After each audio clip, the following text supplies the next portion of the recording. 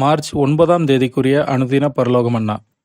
உங்கள் கிரியையையும் நீங்கள் பரிசுத்தவான்களுக்கு ஊழியம் செய்ததினாலும் செய்து வருகிறதினாலும் தமது நாமத்திற்காக காண்பித்த அன்புள்ள பிரயாசத்தையும் மறந்துவிடுகிறதற்கு தேவன் அநீதியுள்ளவர் அல்லவே. எபிரேயர் 6ஆம் அதிகாரம் 10வது வசனம். வசனத்திற்குரிய விளக்கம்.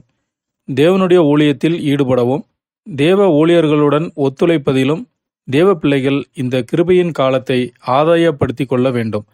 அறுப்பின் காலத்தில் ஜீவிக்கிற பிள்ளைகள் தாங்கள் இருளிலிருந்து ஒளியினிடம் அழைக்கப்பட்டதை குறித்தும் தேவனுடைய புகழை குறித்தும் தாங்களே அநேகருக்கு சாட்சி கொடுக்க முன்வர வேண்டும்.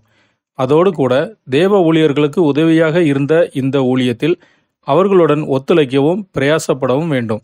இப்படிப்பட்ட ஊழியத்தில் இவர்கள் அசதியாக இராமல் உற்சாகமுள்ளவர்களாக காணப்பட வேண்டும். நீதியுள்ள தேவன் அவனவன் கிரியைக்கு தக்கதாக பலனளிப்பார். ஆமேன்.